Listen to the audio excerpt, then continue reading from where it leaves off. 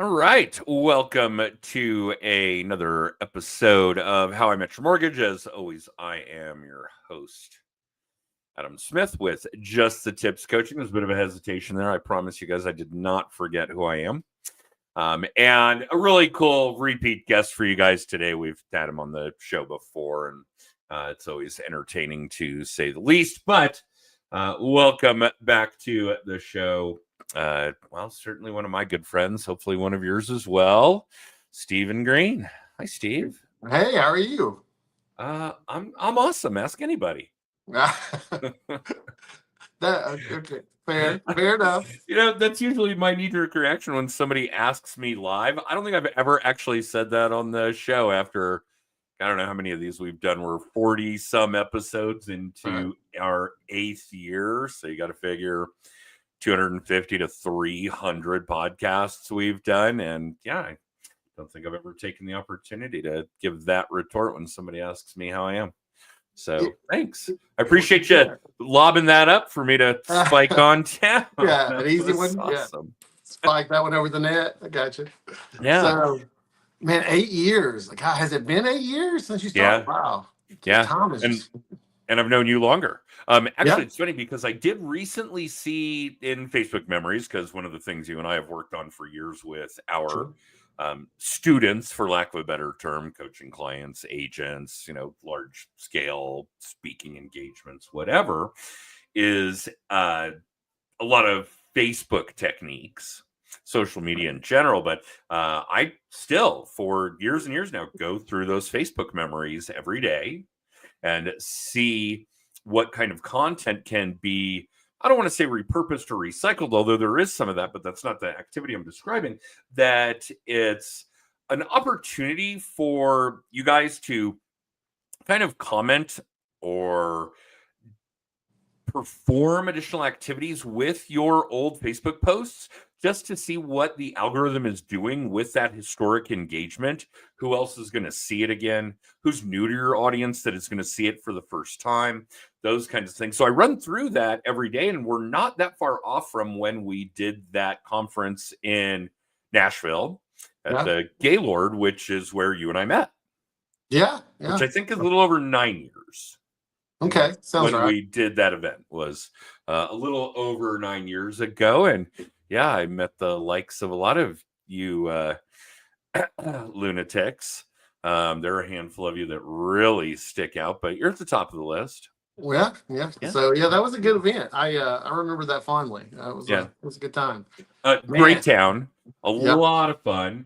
And yeah, that was really kind of the first Fight Club experience that a lot of us had. And for those of you that aren't getting that joke, you're not gonna. So there's the end to that. So obviously over that time, so much work, so much evolvement, so many changes, so many things that you and I have worked on together. Sure. Whether it was here or in Atlanta or in New Orleans or even in Huntsville. And we should probably preface that by saying that's where Steve really is. That's his primary market, is Huntsville, Alabama, which, for those of you that don't know, my take on it is that every town in the South, or every state in the South, has a jewel, a really great town in that state. I feel that way about Austin, Texas, Atlanta, Georgia, and Huntsville, Alabama is really kind of a secret oasis. I mean, we know, those of us that have been there and experienced it, that NASA runs that town. The space camp is there. They control the International Space Station from there. In fact, you can only get there really from DC or Houston, which was really strange to me because the last time I was in Huntsville, I was coming from New York.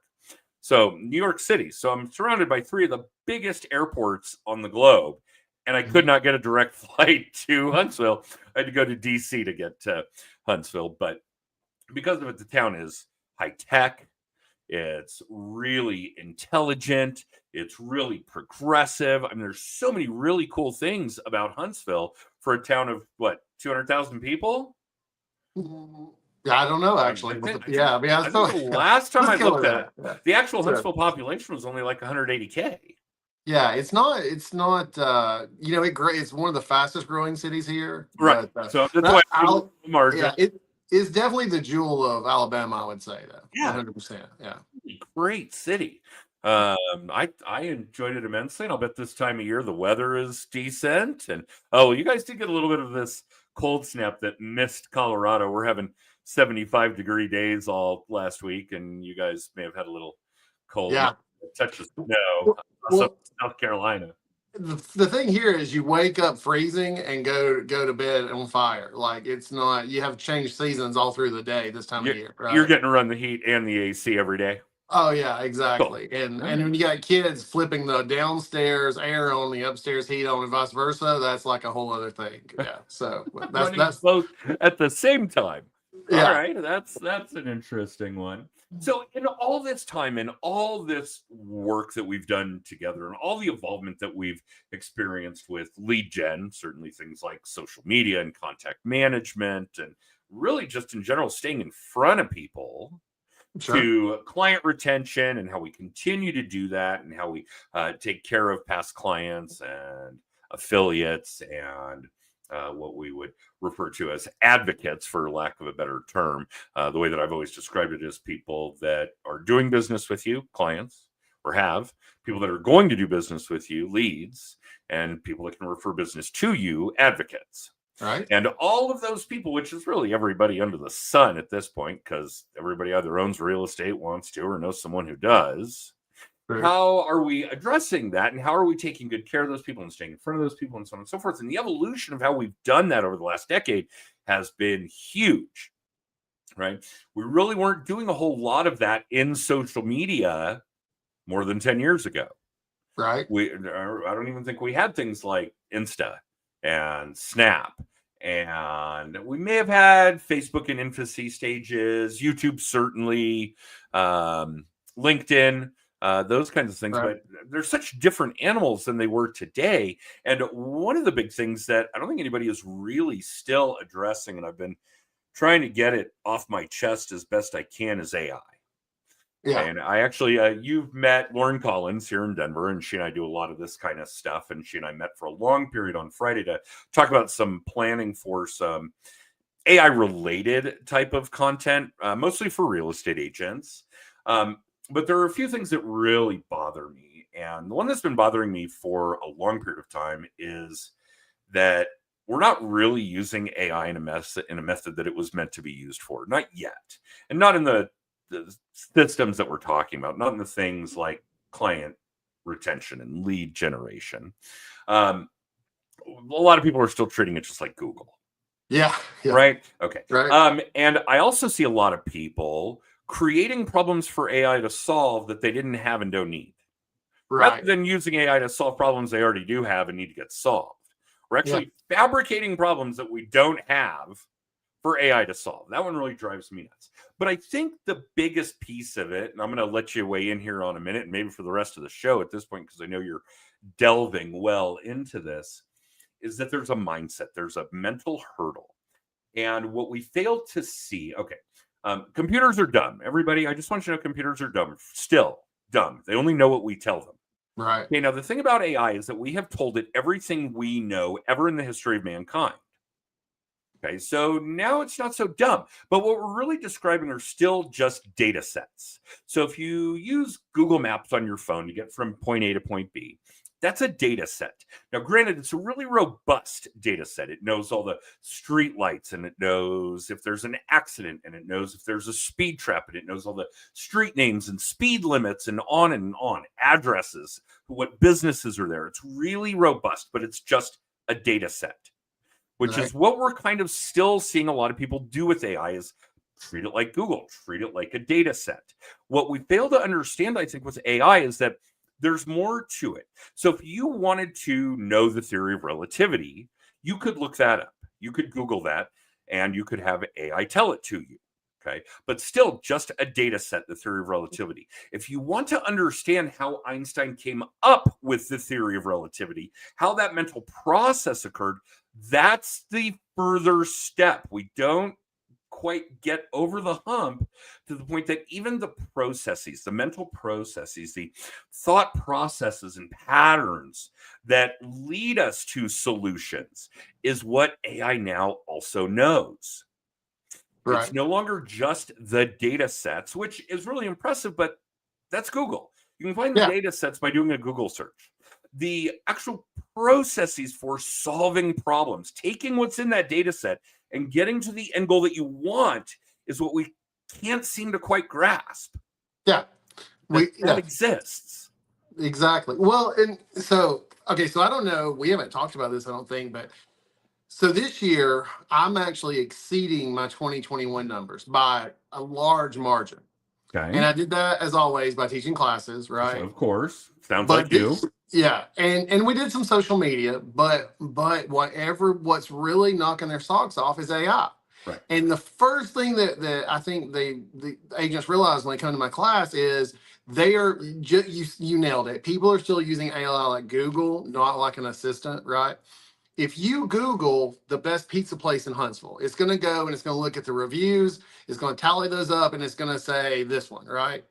If I go to AI and I say the best pizza place in Huntsville, it's going to look at the fact that because of the memory of the things we've discussed, that I've had a heart attack, that I had heart surgery, that I'm looking for high protein, low carbs, that I'm looking for this. And then it's going to come back and it's going to say, well, based on your health requirements, and this is the best pizza place for you, because it's actually going to think about it. And one of the first lessons that I have to teach people is use your AI. The more you input it, the more AI is like a friend, right? You know me really well, right? So, like, if I ask your opinion, you're going to base it off 13 years of experience of knowing me, what I like, what I don't like, that kind of thing. Well, AI is more like that. If you ask Google the best pizza place today, and then 3 years from now, if the reviews are the same, it's going to give you the same answer. It's not going to take all those subtle nuances into play, right? And But that's really, because we're not feeding AI data yeah, about us. right. We're not Right? interacting It's enough. it's Yeah, still just garbage in, garbage out. If we're not exactly. giving it good data, we're not going to get good data. True, true. Okay. And the one thing and one of the lessons I like to tell people is AI can solve, it gets rid of all your excuses, right? So you probably had this. The last decade, we're teaching a class and we're saying this content, that content. Content leads to contracts. Conversations lead to contracts, right? And you go in and they're always, well, I'm not creative, or I just can't think of stuff on the fly, or I don't know this. And now that we've got the new 5 update on chat that you can do reminders, literally, I have mine set to send me a special set of motivationals every Monday, and I get the alert on Monday morning. I don't have to do anything, and I literally had to tell it one time, right? Right. But what AI can do more than anything is solve. You made a great sentence a while ago. You said people are creating new problems. That's so true when they should be using it to solve ancient problems, right? The person who can't come up with good content now, and there's so many levels to it too. Use it as a tool. Don't let AI completely take over your media, completely take over your emails, but use it as the tool that it is. It's a thinking tool. And I remember I actually got kind of ahead of the AI bandwagon in the beginning because I saw it a lot like social media, right? When we first started getting into social media, we didn't realize the power and how far it would go and that kind of thing. Well, so Same thing. yeah, so when AI came out, I was like, oh, a little older, a little wiser, let's jump in. Well, AI is like, consider it like a child, right? 2 years ago, it was a baby. Last year, it was a toddler. Every month that goes by, it is just getting better and better and better. And the amount of contracts closing and just consistency, 3 C's, I guess, that we have gotten from AI this year. I mean, and like I could tell you 50 different things that people aren't thinking to use it for. But once they crack that open, once they start seeing it more than just a Google, it'll change their career. And I think I was at your event, not this year, last year, when somebody was talking about AI and they said, AI won't take your jobs, but the people who learn it will. Was that you? That might have even been you. That is, no truer words have been spoken. That is so true. Well, and there are a lot of people in all walks of life. This isn't just the audience that you and I are focused on here when it comes to loan originators and real estate agents, other people with high ticket direct to consumer sales gigs. But there is obviously a fairly unspoken mass fear of AI taking your job. Right. Look at what happened at Amazon this month. Maybe that was Yeah. last month. Where are we? 17 days in. It was probably this month.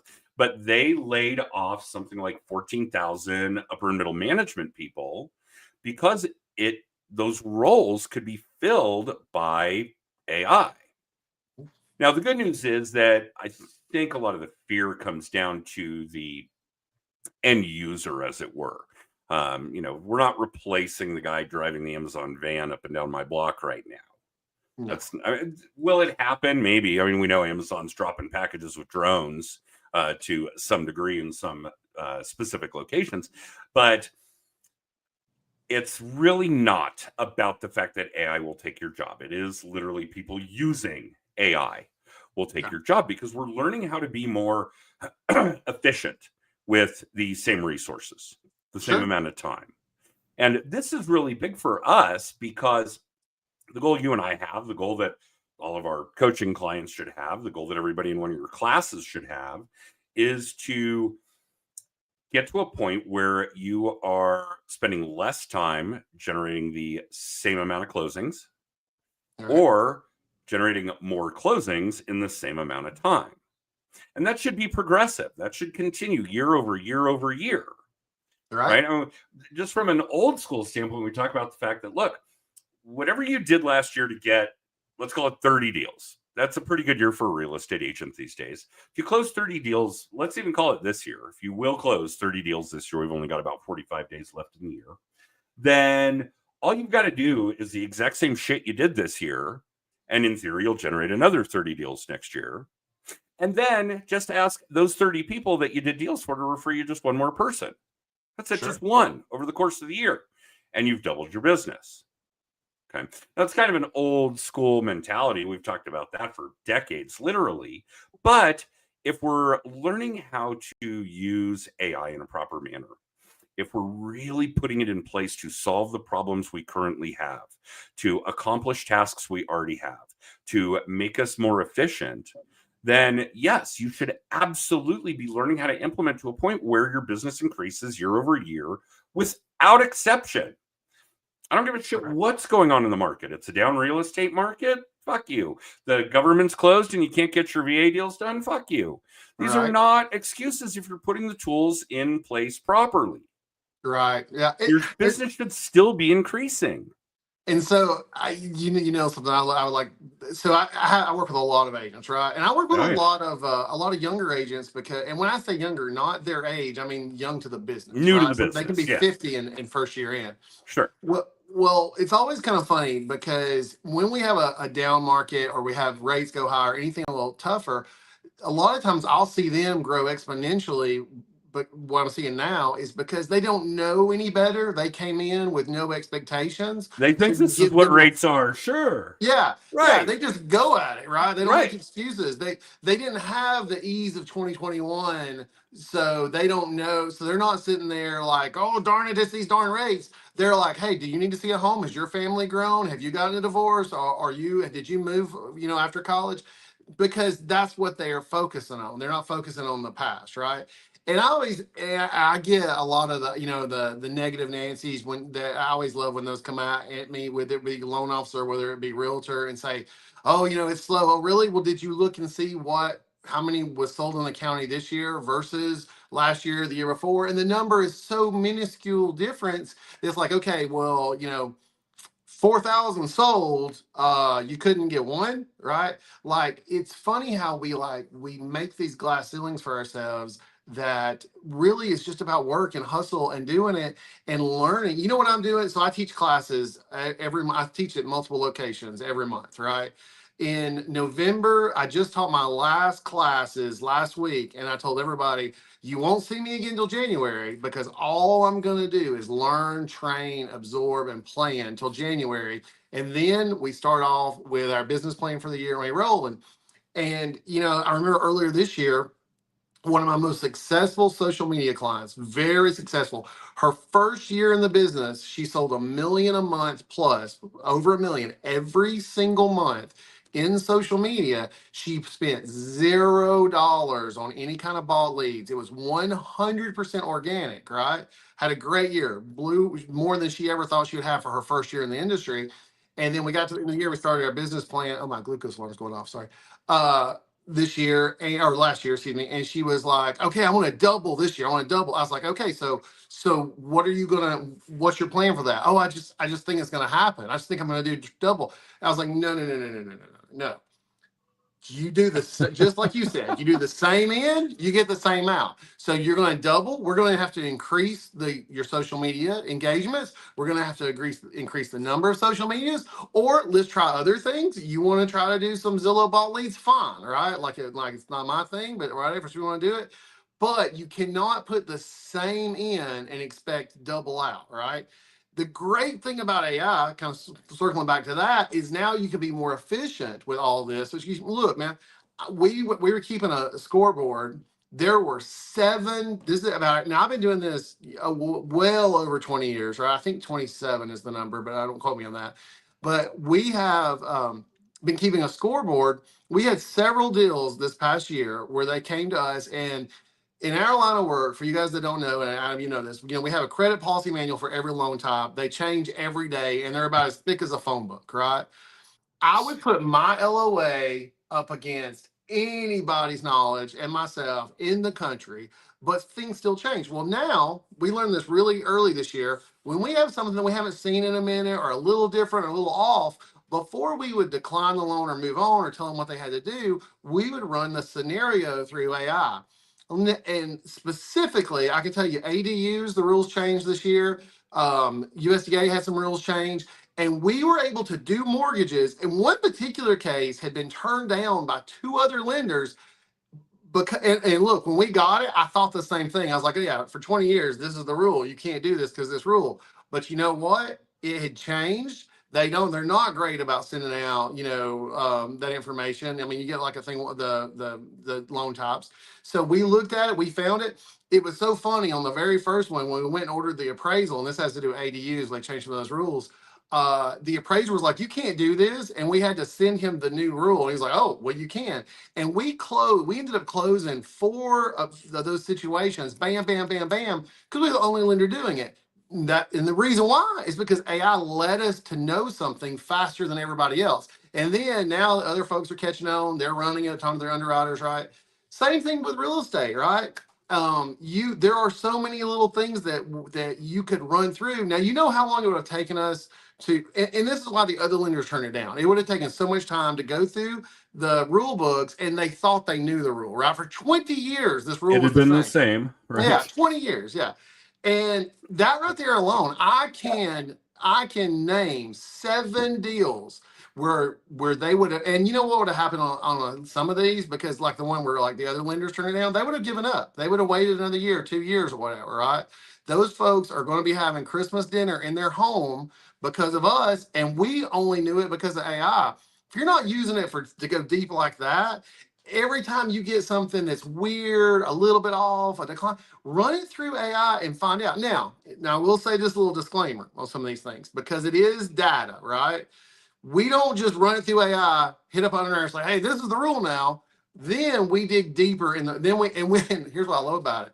If it's like a HUD thing, what page is that on? Boom, it'll tell you the page. What paragraph is that on? Boom, it'll tell you. We always double verify, because we have had a couple of them where it pulled a rule from the 1980s. I've had to go in and train mine. I want the most up-to-date, comprehensive, compliant. If it's marketing, first thing I say, hey, I need all my marketing things without telling you compliant for what I do in these states, et cetera, et cetera. So there's some things you can do to set it up to make yourself, more efficient. But it is crazy the deals that we have saved just by using AI that we would have 7. I can tell you 7, and I bet there's probably more. And now it's like old hat. Now we get something. Oh, I haven't seen oil rig income in a while. What's the rules on that for each program? Boom, done. We've got a lot of roughnecks here, so Yeah. I know what you're talking about. Okay, so don't get me wrong, I love this, but what you and I are discussing is fairly high level for what's going on in AI today when it comes to, let's even just call it mortgage guidelines, mortgage lending guidelines. Okay. Right. And this is going to be deeper than a lot of mortgage originators are going to be doing. And this is certainly going to be deeper, and some of it irrelevant for what a lot of real estate agents are doing. Right. And I think that part of this is that they've just got to get going. You've got to start somewhere, right? Right. It was like Chad, who always taught us, what, a decade ago, was take imperfect action, right? Wasn't that his book, The Art of Getting Shit Done? Right. Yeah, imperfect action wins, yeah. Yeah, so tell me if you think I'm wrong or what you would recommend differently. First and foremost, you guys have got to go in and teach AI everything about you and your business. Right? If AI didn't know about Steve's past heart attack, hopefully I'm not revealing too much there. It wouldn't know to be bringing you low carb, high protein pizza joints. Right. But Steve has taken the time to teach his AI. What are you using? ChatGPT? I have a few, but that's my number one. Yeah. I'm a Gemini user, and I'm really getting into Claude, but neither here nor there. The next step we ask people to take is to build the perfect client avatar. Right.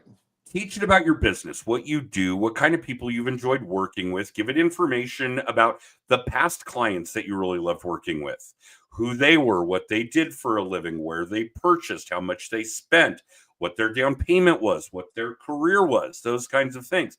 Have it build you the perfect client avatar so that you can use that data to help you in your lead gen, your marketing, whatever you want to call it, so that you're targeting the right fucking people. Yeah, absolutely. Right? That kind of thing. Because again, remember, people, computers are dumb. They only know what we teach them. You're not going to teach your AI. It's not going to help you. Yeah, You've absolutely. got to go through those steps.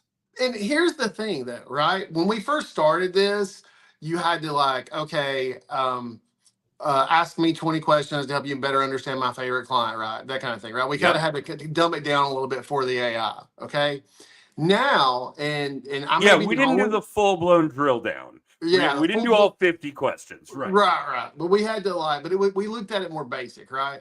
And I'm telling you, and I don't know if you've ever done this. I might be the only person that does this, but outside of my class, but and most of them have this option. So chat has a voice option where it talks to you. Okay, you can change the voice. I got mine set to like a British woman, right? So did I. That's so funny. Yeah, it's, we like those accents. And they didn't have a Spanish accent. So come on, chat, let's get with that. But anyway, so I go in while I'm in the car and I have a thought, right? If I have the kind of thought that I would normally call you and be like, hey, Adam, what do you think about this? Or what's your thoughts on this? Or what if we try this? I will hit that and I will start talking to it and then we'll have a conversation. And what you'll find is that it's a lot like a conversation, right? Like it's not a Google type answer. And the more you talk to it and the more, and like I'll be like, for instance, right now we're in the holiday season, right?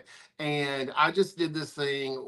I don't know if you saw on TikTok, the lady that was calling around to all the churches asking for a can of formula and they were all saying no. And then, which really just burned me up. So I made some content about it. But then I went into the chat and I was like, listen, I want to help families when it's not Christmas. What are some things I can do through the year? And always help me remember in June and July when because everybody gives in Thanksgiving. We're charitable at the holidays. Right? We are. Yeah. Well, now chat knows to kind of keep that top of mind. That's important to me. So now chat's going to keep that top of mind for me. It will keep the things important. Just like you're talking to a friend, like it'll put in there just like you're talking to a friend more than a computer algorithm, right?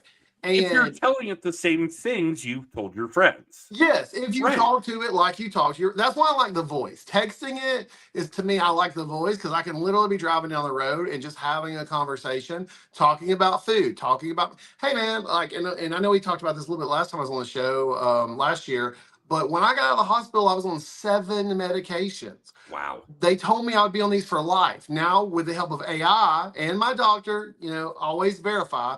Now I'm down to one, right? Screen lost there for a second. Sorry about that. I've maintained my weight loss, my health. I've got some great things going on in my life physically. My business has never been better. This year was better than 2021.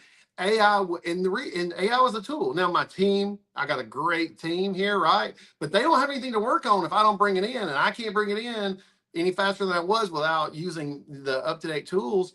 And this is why we're here. This is what AI is going to do for you. And the more input, the more you treat it like your buddy, your friend, your confidant, the better. And you'll notice you don't have to. Now, look, if you're starting out today and you've never done AI and you're a realtor or you're a lender, you can go in there and you can say, hey, ask me these 10 questions to better to know my client base, or better know me, or better know that, or whatever it is you're talking about, right? Yeah. But the more conversations you have with it, and I actually mean conversations, not just texting little blurbs here and there, right? The more conversations you have, the better the output, and it will blow you away at how the quality that you can have with just a short amount of time. And the things that it remembers that I forget, like sometimes I'll be developing something and asking it questions, and then 6 months later, it'll bring that back up and be like, well, remember you like this or that. It's eye-opening big time. Absolutely. I feel like I went on a rant there for a It little could bit. actually be like one of your closest Hey, did you freeze? connections. No, did Hello? you? Did I lose you? Oh, so I hope that our audience got all of that, Steve, because that was amazing. Oh, and now he's gone again. Oh, I could hear it. I hope you guys could hear it. And I think at the end of the day, what we're really going to see from this here is that if you treat your AI like you would any close confidant, colleague, friend, relative, and tell it the things that you would tell any of them, then here's the end result. Not only are you giving it better input, so you're getting better output, but it doesn't forget. It has, we use the term, memory like an elephant, steel trap, whatever. That's actually 100% true of your AI. It will always remember those things for you. So if you really want to put it to good use, this is the way to do it. But yeah, I can't imagine where there are still so many reservations, so many mental blocks in people using it in a manner that would be so beneficial to them, their business, their families, their health, their routine, their workout, their chores, whatever it is, guys. There is a wide, wide world of things that this can be helping you with. Please start using it. Please. Definitely. All right. Steve, I know you had said you had frozen.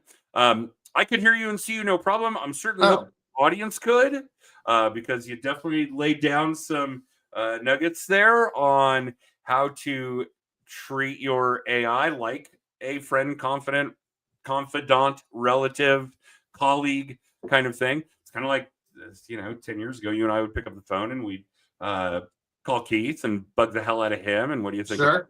And then we'd call each other and, well, Keith said this and that. And instead, it's all in one source. Yeah. It's all in resource.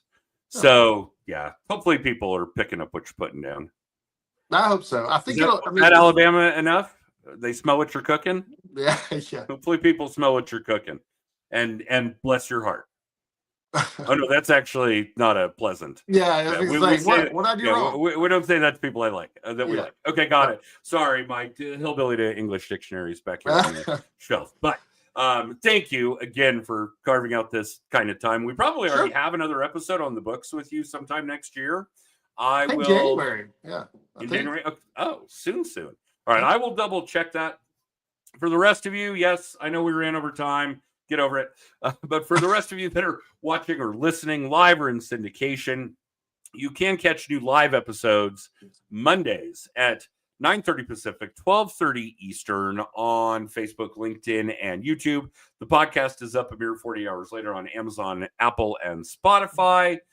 So feel free to check it out in either of those locations or manners if you want to watch it. Cool. You get to see that Steve went from having a gray beard to a black beard again this week. So those kinds of cool things happen when it's visual. Otherwise, for all the things, just the tips, the weekly video blog, the little tip, our annual event, copies of the books I've written on this stuff, just go check out justthetipscoaching.com. You'll find all that stuff. Steve, I love you. Thank you. Too, brother. Love to the girls. And hopefully it won't be too long before we see you, eh? Yeah, I hope We not. got to Yeah, I need figure to come something out to out Denver. because it's been a minute now. It's been more than a year. Yeah, let's figure something out. Maybe come to Nashville. Maybe we'll grab Keith. Yeah. So Okay. I would love that.